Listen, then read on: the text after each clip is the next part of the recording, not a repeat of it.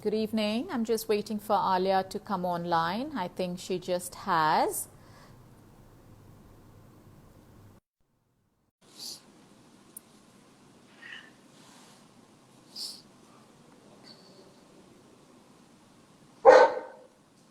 Hi. Hi, Hi. Alia. How Hi, are Kavita. you? Hi. I'm great. How are you? Very You can see well. me, right? Yes, I can see you. And Okay.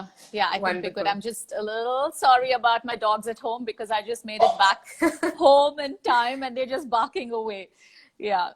Okay, Okay, we'll just lovely. get a few people to join us online and then we Sure. can get started. So typically how it works is, as we discussed, I'm going to be Sure. asking you a few questions and, we can take turns. And in the meantime, if we do have our viewers who post some questions for us, depending on the time, we can either answer immediately or then we can post answers as stories.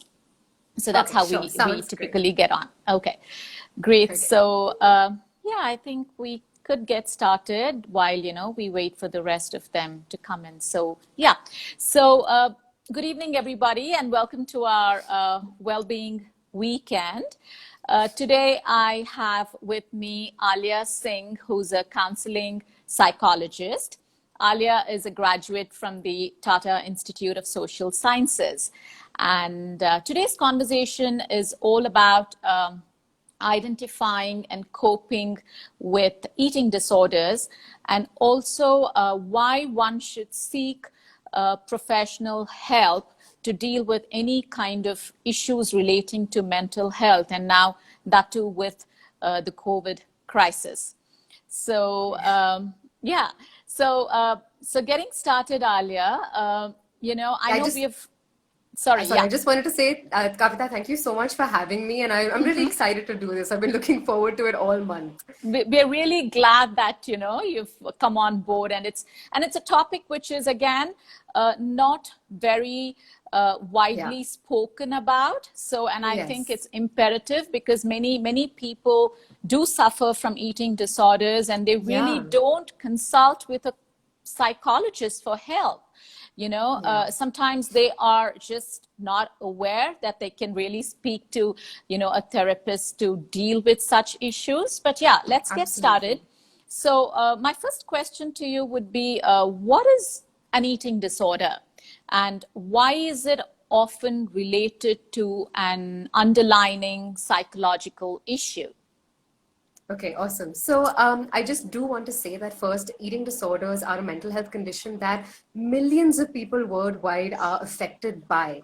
And Uh-huh. so, if anybody watching this chat identifies with this information and Uh-huh. feels like they are experiencing this, then they should know that they are not alone and that recovery is 100% possible when it comes Right. to eating disorders. So that I Mm-hmm. just wanted to start by saying that. Um, Yeah.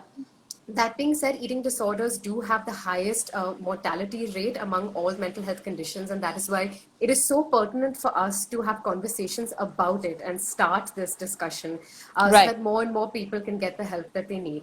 Yeah. So, when it comes to eating disorders, it's really important to differentiate between, if we are regularly just thinking about, gaining a little bit of weight or losing a little bit of weight or planning our Yeah. meals a certain way, Mm-hmm. that's not an eating disorder.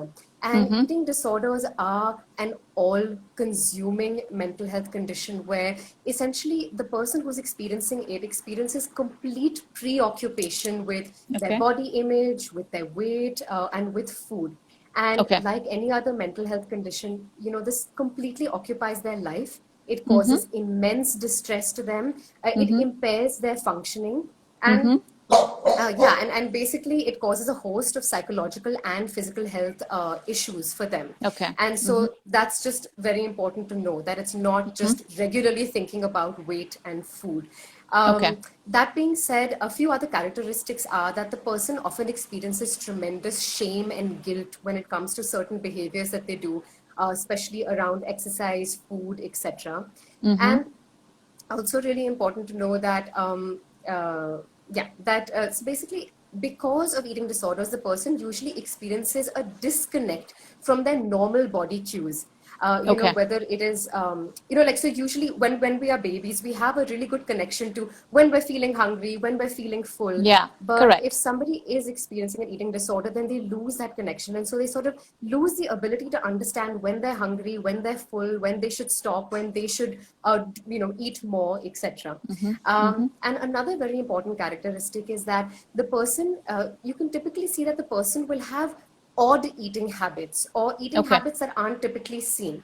So, for Okay. instance, they will either be binging, which means that they will be Mm-hmm. eating a lot of food in a Mm-hmm. small period of time and Mm-hmm. without any control, or Okay. they will be eating very, very little, either not eating at all or eating very, very small quantities. Okay. Or, for instance, they will hide food, hoard food, or Okay. they don't like to eat with other people. So they will take their food away to a separate room or a different corner, and they will Mm-hmm. eat in secrecy.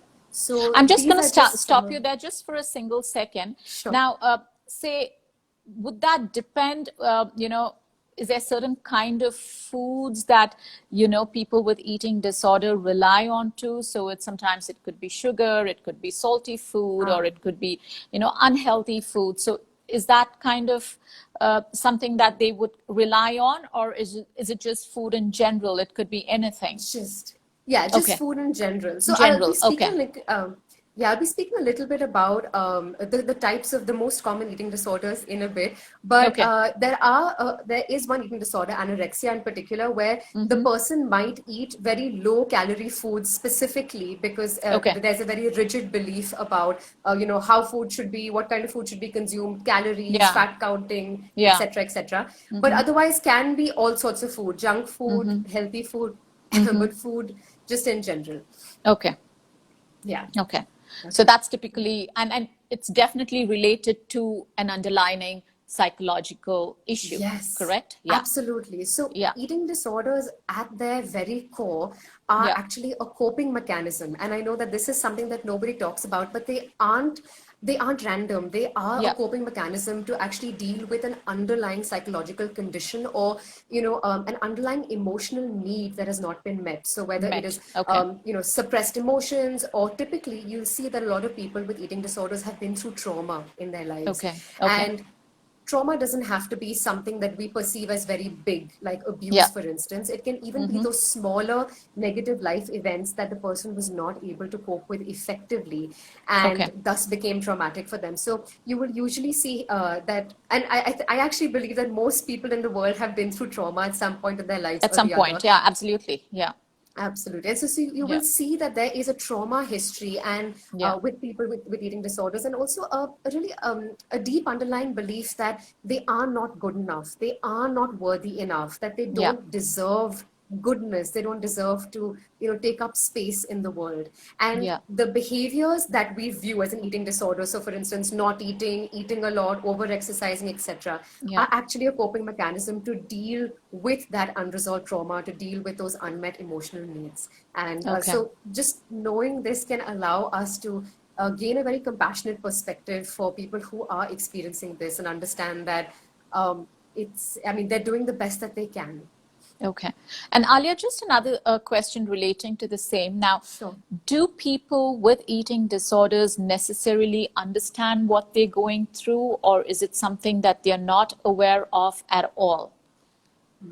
Okay, so that's a really great question, and I would say Mm-hmm. that I sort of relate that to all mental health issues, where Mm-hmm. if we have awareness and if Yeah. these things are spoken about, then yes, people would have awareness. Or if they notice that, if they're able to notice that, okay, now how they are now is not how they used to be, that there's something Mm-hmm. different, and there's a lot of distress that they're experiencing in their current life, because like Okay. any mental health condition, Mm-hmm. this causes distress. It impairs their daily functioning, and their entire day is occupied by this, by thoughts Right. about weight and food and calorie counting, etc. So, Yeah. yes, if they have awareness that they are Mm-hmm. under stress, they would know that something is wrong. Mm-hmm. However, if they don't have awareness, if it's not Mm-hmm. spoken about, and I Yeah. personally know so many people now when I'm thinking about it Mm-hmm. who do exhibit some of these behaviors, but probably don't have awareness that this could be Okay. an eating disorder, that they could get help for this. Okay. Okay. Yeah. Great. Uh, moving on. Now, I'm sure there are different types of eating disorders. If you can just talk a little about, some of the types and how different is it from each other? Sure, sure. So I Yeah. would, very, very important for everybody to know. So there are Mm-hmm. many types, but Mm-hmm. before I just talk about, how to identify, I do want to, Mm-hmm. sort of put a disclaimer out to anybody Mm-hmm. watching that please do not self-diagnose. That is, Mm-hmm. it's so dangerous and counterproductive to self-diagnose. And if you do feel that either you or your loved ones are experiencing any of the following symptoms, then Mm-hmm. I would say that please do talk to a licensed professional and do get professional help from somebody who is a subject matter expert, like a psychologist or a clinical psychologist or a psychiatrist. And Yeah. yeah, so just go to the right people in order to understand whether you might be experiencing this. So, Mm-hmm. in terms of eating disorders, there are three that are the Mm-hmm. most common and well Mm-hmm. known. Mm-hmm. So, there is anorexia nervosa, there is bulimia nervosa, and there is binge eating disorder. So, Okay. I just want to briefly talk about each Yeah, sure. really quickly. Mm-hmm.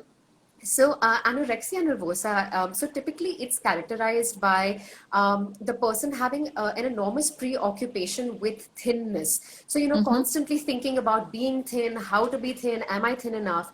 And Yeah. you will typically see that they are very underweight because they do Mm-hmm. not, a person experiencing this will not eat much, will either Okay. eat nothing at all or will eat very, very, very little.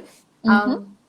And then, so you will typically see that they are underweight because of Mm-hmm. this, and yet they believe, their mind is tricking them into believing that they are overweight or they are fat. So they're Okay. constantly feeling that they're fat, and it doesn't matter if you or I tell them that you are absolutely the opposite of fat. Yeah. They believe it so strongly within. And Right. this can often lead to very, very rigid ways of exercising, of eating, counting calories, counting fat grams, etc., etc. Very, very rigid ways of functioning to Mm-hmm. ensure that that thinness is maintained. Mm-hmm. And anorexia, unfortunately, has among all eating disorders, has the highest mortality rate in the world, and Yeah. so many young lives are lost because of it. So it is Right. really, really sad. Mm-hmm. Um, and then so then we have bulimia nervosa. So Mm-hmm. bulimia functions a little bit differently, although Mm-hmm. people can have one or more eating disorders Mm-hmm. at once. Like they can be experiencing, let's say, anorexia and bulimia both. Oh, So okay. yeah, so what bulimia typically looks like is that the person will binge eat. So Mm-hmm. they will eat large quantities of food, without control in a very short span of time. And Mm-hmm. then there's a lot of guilt and fear that they have Mm-hmm. eaten a lot. So they will engage in a sort of compensatory behavior where they will essentially purge. It's called Mm-hmm. purging. So they will want to remove whatever they've eaten from their body Eating. so as Okay. to not gain weight. So Mm-hmm. purging can basically look like either having laxatives so that the Mm-hmm. body, and it's very dangerous, but so that the body quickly flushes out whatever they've eaten, Right. or self-induced vomiting, where typically after a meal the person will go to the bathroom and vomit. Mm-hmm. And then another one being that they can over exercise, literally exercising to the point of exhaustion, really to the Yeah. point of exhaustion. But basically anything that can make up for what they perceive as the bad behavior of having eaten a really big quantity of food. Yeah. Um, Mm-hmm. and a lot of times people can identify if a family member is experiencing this because typically they'll move away after eating meals. They'll go to the bathroom, and sometimes you can smell a vomit on them, and so that's a good way to know that maybe you need to talk to that family member and see if they are experiencing a problem. Okay. So that is bulimia. And the last one is called binge eating disorder. Mm-hmm. S- Similar to bulimia in the sense that the person feels that they have absolutely no control, and they will Mm-hmm. eat, everything that they can see. Like in the sense they will eat very large quantities of food in a very short span of time, Mm-hmm. but they do not engage in the purging behavior. So they Okay. don't do anything to sort of compensate or remove the whatever they've eaten from their body. And Mm-hmm. so typically you will see that people with binge eating disorder sometimes, very often actually can struggle with being overweight or with being obese. Um, Okay. and of course, after the binge eating episode finishes, after they've eaten this large quantity of food, they are Mm-hmm. riddled with shame, with guilt, and it's very, Mm-hmm. very painful. And then that shame and guilt can then spark another cycle of binge eating because they feel Eating. like, Okay. well, I've sort of messed up my life anyway. I might as well just go on Okay. and, just continue eating. And one very important thing about binge eating is also eating when we're not hungry.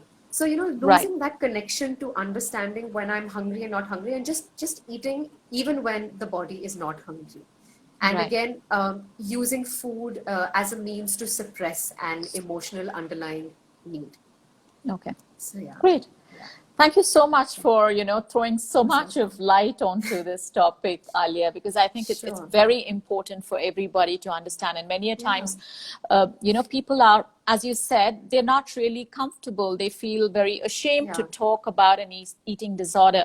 And unless a family member or a friend actually has some amount of indication, or so yeah, they don't come out in the open at all. But great. absolutely. Yeah. Yeah. So now on to you. And, you want to ask me something about Pilates. I'm happy to answer. Sure, sure. Yeah. Yeah. Sure. So I do have some interesting questions to ask you. Hmm. Um, yeah, so and then after that, if it's okay with you, I'd love to just share a little bit more about eating disorders, Absolutely. just Yeah. about what people can do to help themselves and Yeah. others, Yeah. should this come. Okay, Sure. so I wanted to basically ask you that. So one thing is that I actually did Pilates for a few months, about Oh, three you and a did? half years ago. Yes, Okay. and it was amazing. In a very short span of time, I built Hmm. muscle really, really fast, and my Oh, wow. posture Okay. improved really, really fast. Was that the focus, Alia? Were you looking to building muscle, or what was No, it? Why, so how did you get uh, into doing Pilates? Okay. So my mother was doing Pilates because she had some health conditions at that time Okay. with a trainer in Okay. Indonesia, and Okay. she was working there at the time. And I had gone to visit her, and I had a lot of pain, a lot of swelling in my shoulders, swelling in my neck, and Okay. really just terrible posture in general, and Okay. a lot of muscle weakness basically in those certain areas. Uh-huh. And so my mom basically made me meet her instructor once, and I spoke to Okay. her instructor, and she told me that you should really try Pilates. It'll help you. And in just Mm-hmm. a few short months, I saw an immense difference with the way I Yeah. held myself, with the way I was walking. Right. So yeah, so I just wanted to put that out there that I do think Yeah. it's fantastic. No, it is. It is. Okay. Yeah, So, yeah. uh, yeah. And the next thing that I'd like to So, ask you is, sorry, go on. You I can wanted to ask me a ask you. question. No, yeah, yeah, Yes. absolutely. Yeah, so I basically wanted to ask you that, Hmm. in a holistic model of looking at mental health, we don't obviously only look at psychology, but we're often looking at movement and we're looking at nutrition. Yeah. And so I basically just wanted to understand from you, Hmm. how Pilates can fit into this holistic model when we're treating a mental health condition, and how gaining more control of the body can help us gain more control of the mind. Of the So mind. yeah, Yeah. Yeah. See, Pilates, first of all, is a mind, body, spirit practice. It is a low yeah, intensity exercise regime which promotes uniform development of the body. Now, having said that, any mental health issues, say, such as depression, anxiety, low self esteem, excessive yeah, anger, or stress, uh, causes imbalances in the brain. yes, Now, it has yes, been researched that Pilates as a movement practice helps, release these happy hormones, what we call, serotonin. serotonin, Yeah, and you have cortisol and endorphins, which yeah. kind of actually helps one balance the hormones. So that is how it helps with mental health. Now, Pilates Okay. as a movement regime believes or practices six main fundamentals. So that is the breathing mechanism, you have concentration, control, then you have centering, that's you're working from the center of your body, and then you have flow, and there's a precision to every exercise that one does. Ah, Now, all okay. these fundamentals aid in keeping the mental health up. Now, typically coming on to the next part of your question, how one gains control over the body and in turn Yeah. control over the mind. Now, as Yes. instructors, we are trained to be, actually teach Pilates using a lot of imagery. Now, say, Okay. suppose you need to kind of get across a simple, fundamental across to a client. by saying that I want you to breathe deeply. Sometimes people don't take such cues on. If you just say breathe deeply, they'll probably Yeah. inhale, and probably at some point in time, they're not able to go beyond that. Yes. So giving them a simple imagery like, I would like you to breathe, just think about an accordion, the chords of the accordion opening up as you inhale, and the chords of, the accordion closing while you exhale. So you've just Wow. given them a food for thought. So when Yeah. you give them something to think about and then put that practice into movement in their body, they tend to work at their maximum capabilities. Wow. And this also helps one create a blueprint mentally. Okay. These cues Yeah. create a blueprint and helps them to move the body, and in turn that helps them to kind of mentally take on the cues a lot more better, promoting a body mind connection. So does that Wow. make sense? Yeah. Yeah, Yeah. absolutely. Thank you. Yeah. So, I mean, again, in especially the form of Pilates that we teach, which is a classical method, Alia. So it's so much about imagery. And now with, the current COVID crisis, we Yeah. don't get to do a lot of partnering. So getting your cues across to a client verbally and using such Ah. imageries really, really help to, get them moving better. I can imagine, especially maybe with an online session, it would be so Yeah, helpful. an online session too, and it seems to work really well, and we see that with a Wow. lot of clients, because we teach like varied age groups, right from kids starting from 9 when they're able to take on or understand verbal cues, until people Yeah. hit their 70s or 80s, or Wow. they're healthy enough to do these exercises, because it's an injury-free practice, and Wow. anybody can do this safely. So That's that is where amazing. the mind body spirit connection comes in.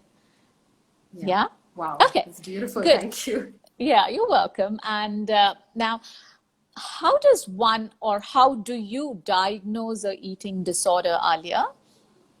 Okay, so basically, a lot of the symptoms that I spoke about, we would, of course, as a psychologist, I would use those as diagnostic criteria. And Okay. if I felt that the client needed it, then I would ask them to actually go to a psychiatrist as well and get an opinion from them as to whether they may be experiencing an eating disorder or not. So essentially, I would use the symptoms basically that I spoke about, anorexia, bulimia, and binge eating. And I would see that if those behaviors are being displayed, then usually that would be a reason for me to believe that the person might be struggling with an eating Okay. disorder.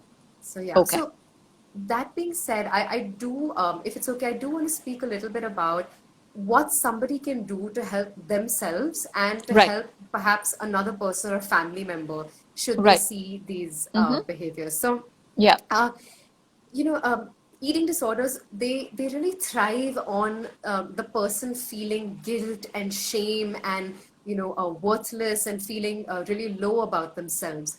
And Yeah. so I would say that if somebody really wanted to know how they could help themselves, then the first thing that I would advise, and it sounds so simplistic and yet is so hard to do, is just be compassionate towards themselves. Like Right. self-compassion and self-soothing and empathy for oneself can go such a long way and can Yeah. really help to alter the vicious cycle of guilt and shame and then doing the same destructive behaviors basically. Right. And so what I would really advise, of course, first is, do not blame yourself. Very important to understand that diet culture, and the whole weight loss industry plays an enormous role in eating disorder culture. Yeah. And, if we just go out onto the road, we will Yeah. typically see that every single body type is represented. There are people of Yeah. all different shapes and bodies, no two bodies Yeah. look alike. And Yeah. yet, when we look at even social media, when we're looking at print media, when we're looking at TV, there is this awful, this thin ideal that is perpetuated constantly Yeah. and throughout. And Yeah. the message is constantly being sent to us that if we do not have that particular thin body type, then there's something Yeah. fundamentally wrong with us. And Yeah. we really, really need to do something about it. Yeah. And the weight loss industry is a multi-billion dollar industry Dollar. that Yeah. thrives, Yeah. yeah, Yeah. that really thrives over people feeling awful about themselves so that they will Yeah. buy their products, you know. Yeah. And so the first thing would be that please do not blame yourself. Understand that self-compassion and empathy can go a very, very long way Yeah. in recovery. Yeah. And the next thing would be to please do things that are self-soothing. So that means, you know, reach out to people who you consider to be your support systems, whether it's Yeah. friends, whether it's family, you Yeah. know, whether it is reading articles online that are body positive and supportive, whether it is, Yeah. yeah, so basically doing stuff like that. And then, of course, I would say that a movement practice and a meditation practice is vital in recovery. So Yeah. maybe something like Pilates or yoga or Mm-hmm. just walking exercise, basically. Yeah. Also things like meditation. So either you know, even something as simple as going on YouTube and listening to Yeah. a guided meditation daily to sort of take away from the constant, incessant negative thoughts that the mind can be, you know, burdened by. So Right. that, then of course, seeking therapy.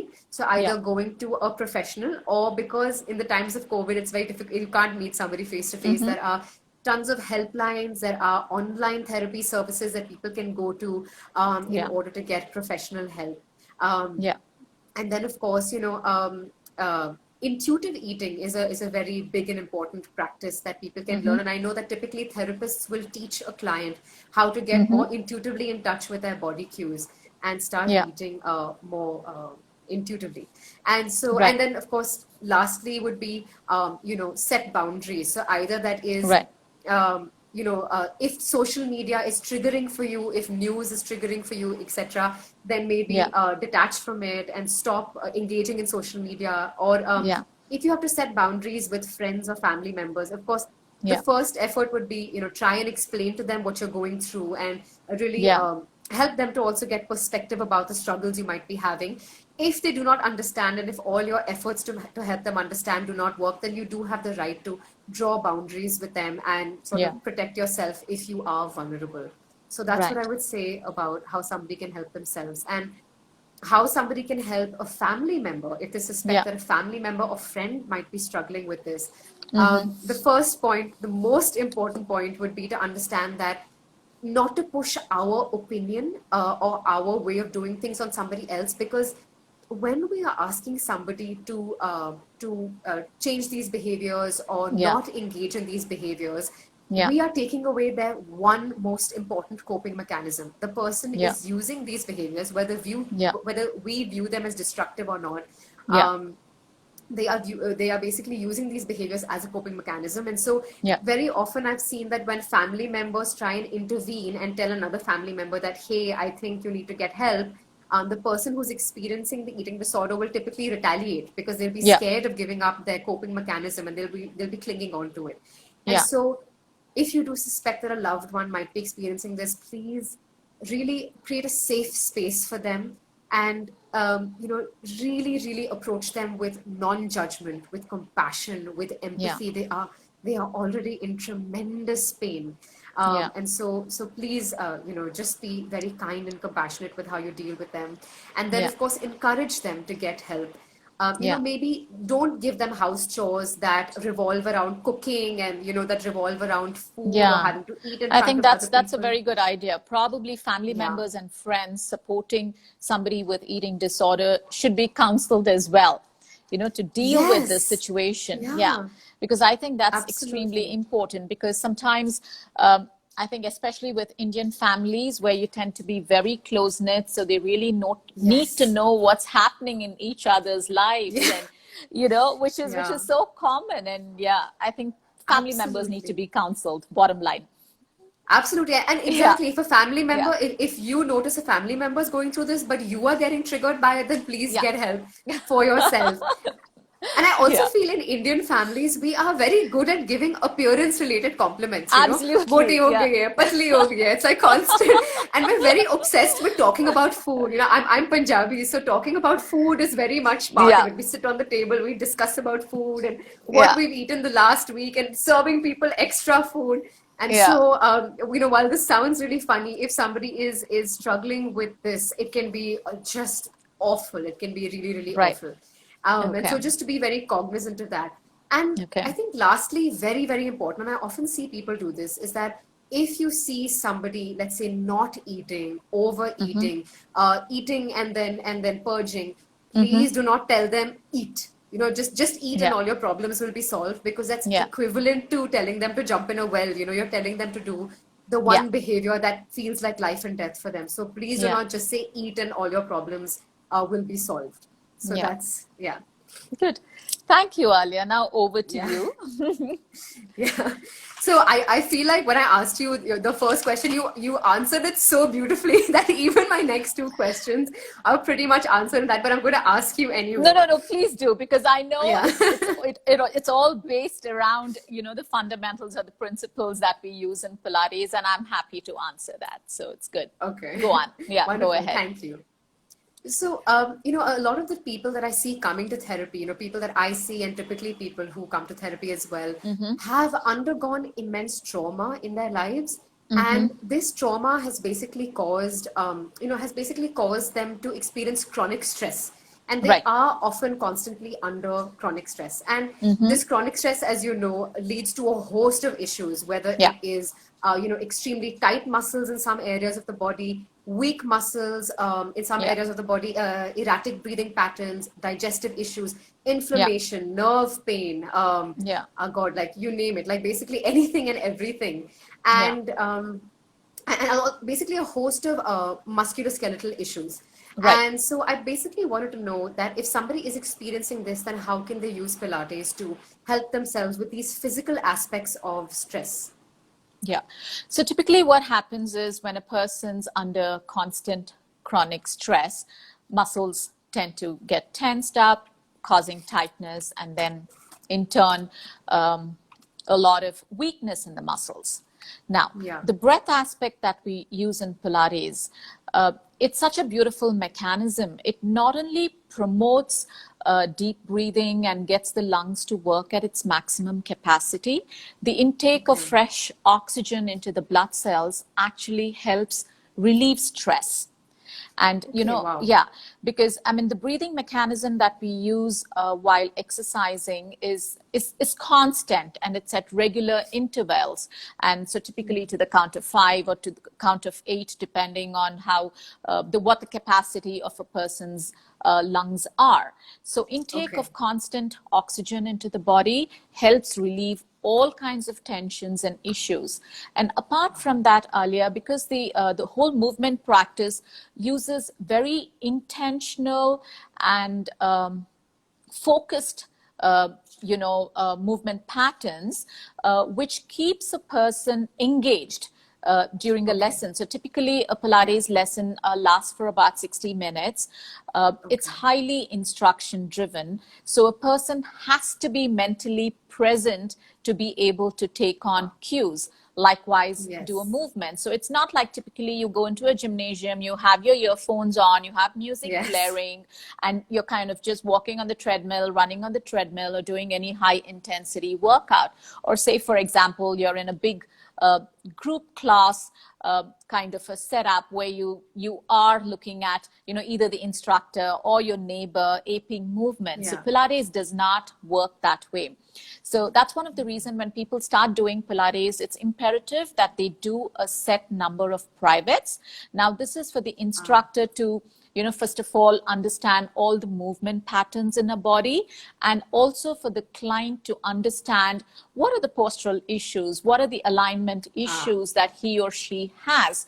So this Yes. creates awareness, and in turn, the breathing aspect helps actually make a movement better. So it's all about breath. And I would Wow. often tell people that any kind of trauma or any kind of illness that people are going through, always pick a mindful practice such as yoga or Yes. Pilates, because it's so much Yes. about breathing. Even if you don't get to move a lot in your class, you're breathing, which releases a lot of tension and helps you Yeah. eventually move, and whatever your focus is on, you can get to that at some point in time. So Wow. yeah, there we go. I would say the breath factor is which would help Yes. people relieve a lot of stress. Wow. So, and just to understand, can a practice like Pilates help somebody to permanently change their breathing patterns and, Oh, it make does. them Oh, it better? does.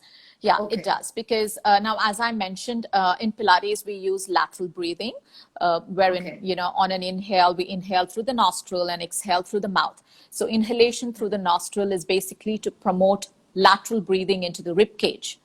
And when you Okay. exhale, so you draw the ribs together to exhale carbon dioxide. And you Okay. might not do it on a regular basis, but again, when you're exercising, it's again a blueprint that you have built on mentally, which will start coming into play. Now, think about it, many a times when people are tensed or stressed or whatever, what would you tell them? Breathe a sign of relief, right? Yeah. So the Yeah. minute they start breathing deep, a lot of their tension, a lot of their stress kind of tends to kind of settle down. And, Yeah, that's that true. kind of helps them to deal with these issues a lot more better. So I would Okay. say anything to do with a low intensity exercise regime, which involves a lot of breath and plus working with, an instructor to understand your body and to be able to give you correct postural and alignment cues is super important. And Wow. that would go a Okay. long way. Oh, I can absolutely imagine. Thank you. Yeah. Yeah. Yeah. You're welcome. So, yeah, I think I have a few more questions to you. Sure. Yeah, we have a lot of people waving, and hi, everybody. Thanks so much for joining us.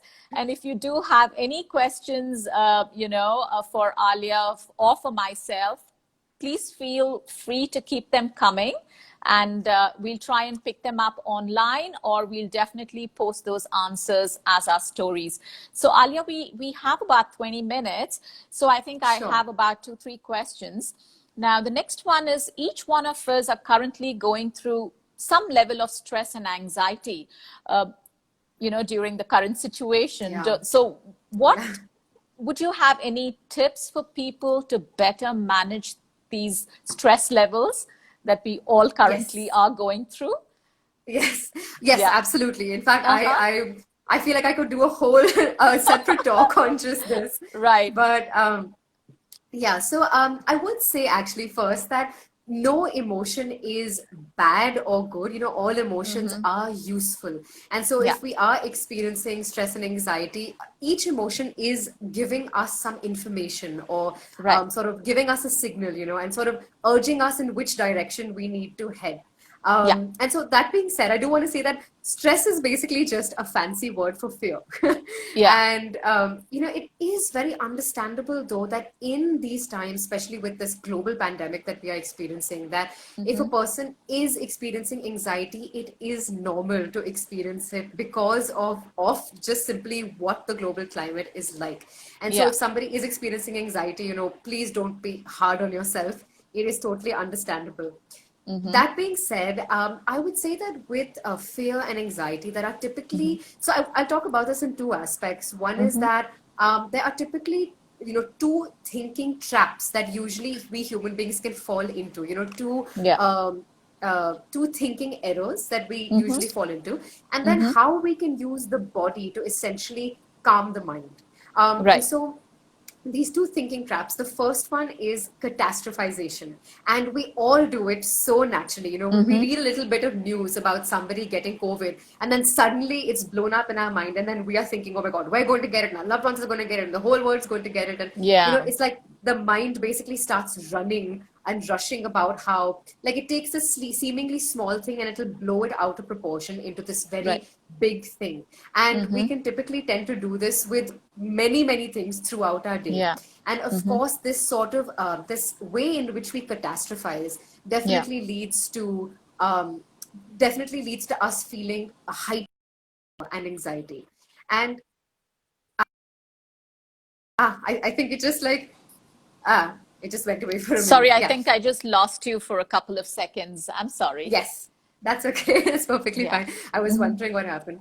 And so, if somebody is catastrophizing, it is really important to stop and to ask ourselves, what is the truth in this moment? Yeah. And because when we are experiencing fear, typically the mind is either running back to past fears or rushing forward to a perceived future fear that does not Right. typically exist. And so, just Yeah. like you spoke about, it's very important to be mindful of the present moment and Yeah. typically and really ask ourselves, okay, I might be catastrophizing that this awful thing is going to happen, Mm-hmm. but what is the truth of this moment, you know? And then Yeah. usually people should look around and be like, okay, I am safe. My Yeah. loved ones are safe. I'm Yeah. taking all the right precautions. I'm sanitizing. I'm washing my hands. I'm wearing my mask, etc., when I go out. Yeah. And so then, if you're taking the right precautions, give up control and just notice when you are. They just notice when you're catastrophizing. Yeah. And so, apart from catastrophizing, the second thinking trap I would say that people usually fall into is helplessness. You know, it's feeling that, you know, I just don't have any resources and I will not be able to help myself should a problem occur. I will Right. not be able to help myself out of a difficult situation. And Mm-hmm. it is a thinking trap because it is simply not true. The Yeah. truth is, if a lion is in front of us, we will find a way to do something about it. And Yeah. similarly, if we are met with a difficult situation, we are very resourceful as human beings, and we will find a way out of it. And we have a support system. We have other people that we can reach out to for help Yeah. as well. So I would Yeah. say that with these two thinking traps, it's just important to be cognizant of them and to Yeah. realize when the mind is spinning a story about a perceived future fear. Um, Apart from that, some very basic things about how we can use the body to Mm-hmm. then calm the mind that is feeling fearful and anxious. So Yeah. very much like what you said, because I just think Mm-hmm. it's so important. I Yeah. cannot emphasize breathing enough. And Yeah. so, very often in therapy, I will teach clients belly breathing or abdominal breathing, which is Yeah. deep breathing. And it is the Yeah. absolute opposite of Opposite stressful, of, shallow breathing. yeah. Yeah. Yeah. And And so, it's actually the um, opposite of, sorry to kind of stop you there yeah, again. So belly breathing is often practiced by people who practice yoga. So yes, yeah, so yes. which is very different from the Pilates kind of breathing, but again, both Okay, the breathing does relieve stress. So it's beautiful. just Yeah. different. Yeah, it's just a different form of breathing. Yeah, Amazing. And it can really get our body to get out of that fight or flight stress response and into the rest yeah, and digest yeah, ability that our body naturally has. yeah, So in belly breathing, very simply, I would just tell people to notice that they're breathing erratically and then use their nose to breathe in and out while putting emphasis on their belly. And right, when they're breathing in, noticing the stomach expand, and when they're breathing out, noticing the stomach contract. And there are two correct. ways to typically do this, which Yeah, also stimulates something that is called the vagus nerve. yeah, But essentially, 1:1 breathing, where the mm-hmm. inhale is the same number of counts as the exhale, or Yeah, 1:2 breathing, where the inhale is, let's say, 4 counts, but the exhale is double the amount of counts, so eight right. counts. So I Okay. would say belly breathing is my go-to when I'm Yeah, telling people about how they can yeah, relax themselves. Another one would be a progressive muscle relaxation. So very simply, the person can mm-hmm. just close their eyes if they're feeling a lot of fear and stress, Yeah, scan their body, yeah, notice the areas that are typically tense. So it might be the mm. shoulders, the stomach, the Yeah, legs, etc. yeah. And then starting with the top of the head, just relaxing each area of the Area, body mindfully and consciously. So correct. focusing on it and then relaxing and Yeah, relaxing and relaxing and yeah, relaxing until from head to toe the entire yeah. body is relaxed. No, I think that And works then fabulously well because again, that's yoga nidra. So yes, yeah, that's just yoga nidra trying to, again, it works beautifully. Yeah, it really works yes, beautifully. Yeah, absolutely. good. And I think just the practice of doing this regularly is what makes a difference. It's Yeah, just we need to just form a habit of doing it yeah, daily in order to actually change that erratic breathing. yeah, And then just among a few other suggestions would be, of course, uh, inculcate movement into your day. Movement yeah, is so important. Fresh yeah, air is so important. Meditation is so important. yeah, And of course, what I really want to put emphasis on, though, is having a support system. If you right. are stressed, if you are anxious, reach out to loved ones. If you're, let's say, in this time of the lockdown, if you're not living with a loved one, call them, video conference them. But human beings are pack animals, and we Yeah, do need each other to co-regulate and feel calm and feel safe. So, do reach yeah, out to loved ones as well. And I'm just like looking here to see if I want to take, but yes, and of course, the most important mm-hmm. is take one day at a time. And I know that the Yeah. mind can often trick us into feeling like we need to have it all figured out, and we need to Yeah. take all the necessary precautions, and this sort of stressed thinking. But just calming ourselves down and taking one day at a time can go a really, really long way. Yeah. Thank you so much for that, Alia. I'm Of just course. wondering if I want to pick up this question. I'm just going to read it out. It Sure. says, it's from Lal Sonia. Hi, Sure. Alia. Needing to understand the very stage, I can understand how incest or rape or other sudden or violent events cause trauma. What causes a person to feel traumatized by lesser things? Okay. Okay. So that's a really great question. And I think there's a huge misconception when we talk about trauma. Like, most people think of trauma as being those very, very big events. And Yeah. yes, of course, Mm-hmm. that does encompass trauma. But Yeah. trauma is essentially any negative life event where we felt that we did not have the emotional resources or the Mm-hmm. ability to deal with it effectively. And thus, Mm-hmm. then that trauma and basically that event gets like the body and mind perceive it as life threatening, and it actually gets Right. stored in our cells as traumatic cellular memory. And so I can give you an example as simple as, a 5-year-old child. Maybe he has this 5-year-old child has two really close friends, and one day the two close friends tell him that, we don't want to be friends with you anymore, and we're not going to eat our tiffin with you now during the tiffin break. It can be as small and seemingly insignificant as Mm. that, but Yeah. it could be really traumatic for the child because he could be Yeah. losing his support system. It could Yeah. bring up beliefs for him. It could form beliefs for him that maybe I'm not lovable, maybe I'm Right. not worthy. And Yeah. it's amazing how in therapy, when we do trauma work, when people go back to their childhood, it's these smaller incidences that they often didn't realize had such a large impact on them forming negative beliefs about themselves, and of Right. course the bigger ones as well. So I hope that Yeah. makes sense. Yeah, I'm sure it does, especially to the one who's asked you that question. Okay, I'm just a little conscious about the time. We just have about just a little over 10 minutes, Alia. And just going back to, I'm just going to pick up one last question for you.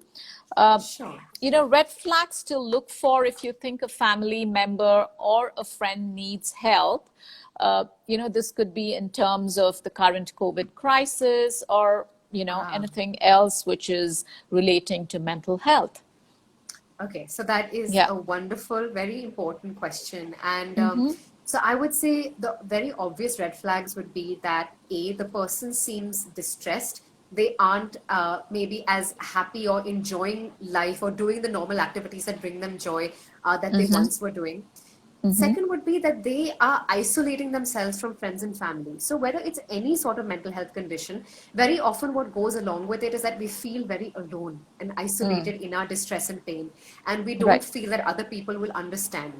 Yeah. And so people can often sort of move away from loved ones, and they think that they have to deal with it on their own. So if the person is, let's say, not enjoying life anymore, is not engaging with friends and family as much, is isolating themselves, is maybe losing sleep, maybe in the case of an eating disorder, you notice changes in their eating patterns, either odd eating patterns, maybe a preoccupation with exercise or their body, or maybe in the case of depression or anxiety, maybe Mm-hmm. that their mood is low, Yeah. much more often than not. They're in a bad mood more often than a low mood more often. Basically, or perhaps that they're very, very fearful, more often than Mm-hmm. not. Mm-hmm. But basically, you will see a change in how they were to how they are now, Right. and they will tend to withdraw. You will typically see withdrawal or a sense of disengagement with life and loved Okay. ones. So I would say Okay. that that would be a huge, very, very important red flag to look out Red for. flag. Okay. That being said, of course, this doesn't cover everything, and there's no one size fits all sort of approach here. It Yeah. could be many more things for Yeah. people, depending on Yeah. what they're facing. Okay, good. Yeah. I think we do have time to take on one more question if you don't have anything to ask me about Pilates. But yeah, we'll probably have a little bit of a time for that. I'm just going to pick up Okay. this one question from Ruchika. She Sure. says, as COVID has caused everyone stress, how can Yeah. we help each other cope with stress? Okay. So you actually Okay. answered a part of that already. Yes. Yeah. Yes, Yeah. absolutely. So I did answer that Yeah. I think the first would be, and I wish the whole world could do this, where we understand that we're stressed and then we do certain things to calm ourselves down, or what we call Yeah. regulating ourselves. So whether that is breathing, relaxation, movement, etc., nutrition and stuff like that, Yeah. or therapy. Yeah. So that would be for ourselves. But if we want to help each other, then I would just say that it's just a really simple answer, but just be there for each other.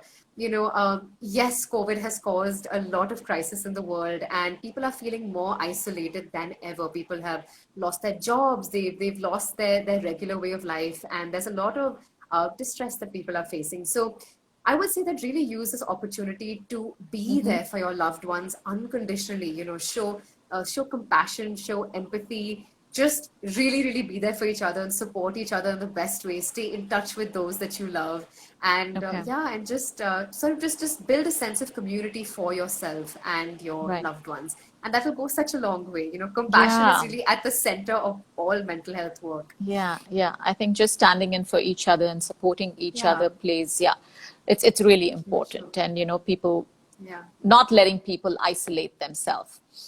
absolutely, Yeah. absolutely. Good. Great. I mean, that was such a lovely session, Alia, and it's so, Thank you. so Yeah, informative, especially, all that you spoke to us about eating disorder. So, seek professional help, whatever it is. Don't be shamed. yeah. People like Alia are out there to help you and counsel you. Yes, And yes. yes, again, anybody going through any kind of a trauma or stress related disease, you need to keep moving as well. So, Yes. pick a low intensity practice as yoga, Pilates, or anything that is mindful, which is going to take half of your worries away. So, those of you who've actually joined the chat late, we're going to have this conversation recorded on IGTV, so you can view that in full. And do watch out for other updates, because every weekend we work and talk with a well-being expert and speak to them. So do tune in to listen to what's coming up next. And yeah, Alia, I think that's about it for today. But thank you so much. Thank It you. was such an informative session. Thank you And so in much for case having me. no, and in case we have other questions coming on, we'll kind of Sure. address them. We'll send them on to you, and we can post them, as stories, and people can, just pick it Do up from that. there. I did want to ask you that if somebody Sure. was wanting to work with you, since you Uh-huh. are based out of Bangalore, let's say I Yeah. wanted to work with you, I'm in Bombay, or Uh-huh. somebody in Delhi or Calcutta Yeah. wants to work with you, Mm-hmm. how could they work with you? Well, we've just launched online lessons and Wow. group Okay. classes on Zoom. So Wow. we're already doing private lessons earlier. So they just Wow. need to Okay. contact the studio, because all private appointments are pre-booked. And we do have Wow. 4 classes running every week, which is a group class. So one which is Wow. an introductory class, which is for absolute beginners and who haven't had any experience to classical Pilates. And then Okay. we have one class focusing on beginner and intermediate level. And that's Wow. typically aimed at people who've already been our clients and who have worked For a with our while. studios. So they just need to contact the studio, and they'll be helped with all the information that they need. That's wonderful. Thank you so much. Thank you for Thank you having me. It was so lovely. much, and lovely, lovely Bye. talking to you. Okay. And you have a lovely Bye. weekend, and bye now. Same to you. Yeah. Bye. Bye.